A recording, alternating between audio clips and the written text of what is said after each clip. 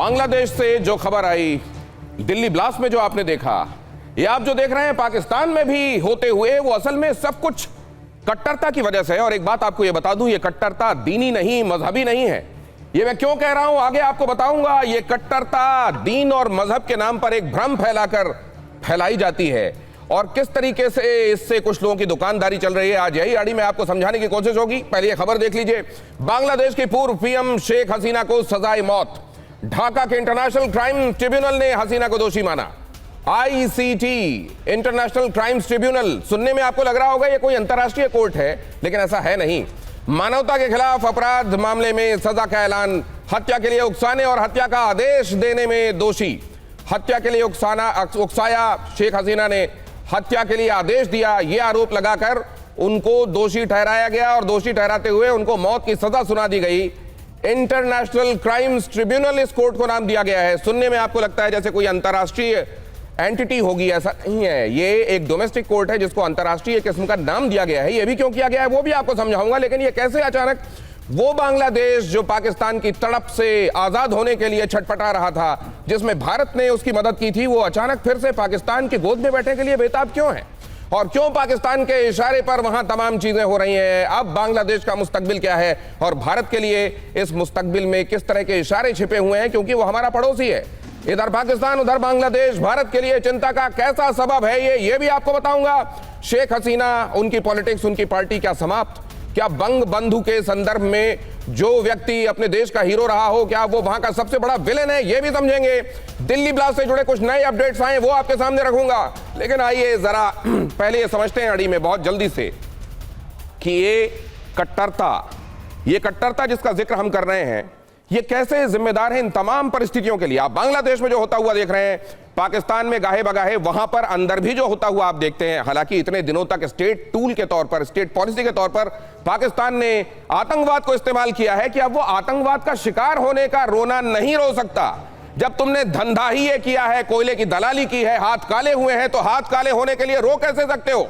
लेकिन कट्टरता और कट्टरता को प्रश्रय, ये दोनों चीजें आपको यहां दिखाता हूं अड़ी में। आज यही है सब्जेक्ट मैटर जिसके इर्द गिर्द हम चर्चा करेंगे।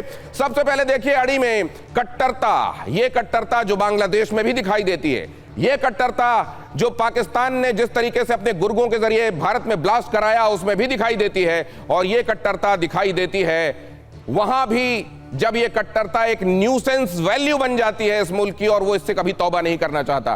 कट्टरता ही पाकिस्तान का हथियार है। 14 अगस्त 1947 को पाकिस्तान का उदय हुआ। एक तरीके से हिस्ट्री में आपको इसलिए लिए जा रहा हूं, एक क्विक रिकैप इसलिए कर रहा हूं ताकि आपको ये समझ में आ सके कि पाकिस्तान की दुकानदारी है कट्टरता।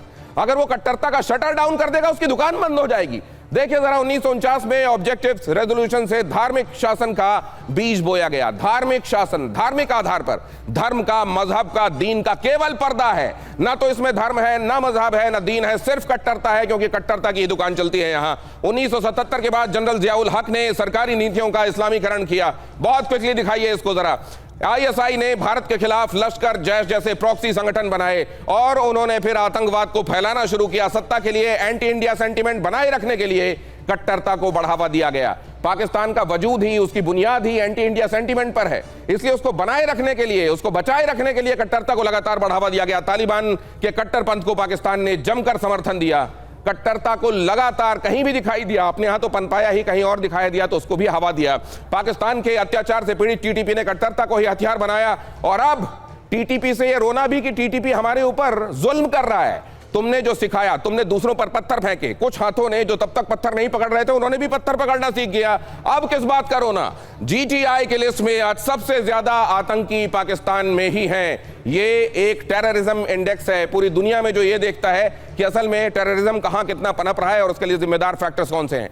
ये अगर आप देखते हैं तो आपको ये समझ में आ जाता है कि पाकिस्तान ने कैसे चरणबद्ध तरीके से, प्लान्ड तरीके से, पूरा सोच समझकर कट्टरता को पनपाया है। और आज खुद भी कट्टरता से पनपे आतंकवाद के लिए रोना रोता है, लेकिन दूसरी जगहों पर आतंकवाद को रोकना शुरू नहीं करता, इसको और पनपाता जाता है। हमारे साथ जुड़ने वाले खास मेहमान आज जो हैं, बांग्लादेश को खास तौर से जानने वाले पिनाक रंजन चक्रवर्ती, जो कि भारत की तरफ से बांग्लादेश में उच्चायुक्त की हैसियत से तैनात भी रहे हैं। हमारे साथ कॉमोडोर बहल भी हैं, जो असल में कूटनीति, क्योंकि आप जानते हैं वो सेना से जुड़े रहे हैं, वो एयरफोर्स से जुड़े रहे हैं, इसलिए कूटनीति के एक्सपर्ट हैं। बांग्लादेश में तैनात रहे हैं, दूसरी कूटनीति के भी एक्सपर्ट हैं जिसको हम डिप्लोमेसी कहते हैं। और हमारे साथ संजय भारद्वाज भी यहाँ जुड़ रहे हैं, इंटरनेशनल मामलों के खासी समझ रखते हैं, आपको थ्रेडबेयर वो बता सकते हैं जो दूसरों को समझ में नहीं आता, दिखाई नहीं देता।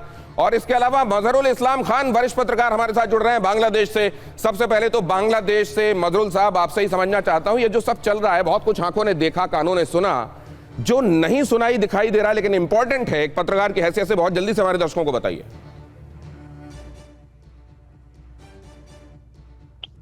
ऑडियो नहीं आ रहा है? ऑडियो मुझे आ रहा है सर, प्लीज गो अहेड। देखिए, आपकी जो बयानात थे इससे पहले के कट्टरपंथ की कोशिश कर रहा है पाकिस्तान की खुद की खाने के पैसा नहीं, वो हमारा मुल्क पे आके क्या वो करेगा भैया? ये very loud and clear to each and most of the Bangladeshi peoples. और आपको पता होगा कि Bangladesh is one of the country जहां पे जो मिलिटेंसी और उग्रवाद जो है, जिसने भी जब कभी भी कोशिश किया, लोकल जो आम पब्लिक है वो उसको नो बोल दिया, very much strongly no to all kind of militancy और उग्रवाद। बिकॉज देखिए, इंडिया की तरह बांग्लादेश पे सिर्फ एक कौम की आदमी नहीं रहते, यहाँ जो each and every people feel like that each and every religion. कुछ चीजें मेरे समझ में, मजहरुल साहब बीच में आपको रोक रहा हूं, नटशेल में आपकी इंपॉर्टेंट बातें दो समझ में आई। आपने तो ये कहा कि असल में वो कट्टरता के लिए पाकिस्तान जो जिम्मेदार है उसके यहाँ खाने के लाले पड़े हुए हैं, हमारे यहाँ क्या आतंकवाद को, हमारे यहाँ कट्टरता क्या फैलाएगा। तो एक बड़ा एक हम्बल सबमिशन है सर। संस्कृत में कहा जाता है विभुक्षितः किम न करोति पापम, वो जो खाली पेट होता है वो कौन से पाप पर उतारू नहीं हो जाता, और उसको तो ये लगता है मेरी दुकान ही कट्टरता से चलती है तो वो क्यों। और दूसरे आप कह रहे हैं भारत की तरह कि सिर्फ एक कौम के लोग नहीं रहते, भारत में कितनी डाइवर्सिटी, किसी दुनिया के किसी दूसरे देश में उतनी विविधता आपको देखने को मिलती है क्या? मजहरुल साहब, खैर इन दो बातों से आपने शुरुआत की है, ये महत्वपूर्ण बिंदु थे इसलिए मैं आगे नहीं जाने देना चाह रहा था आपको इनको बगैर एड्रेस किए।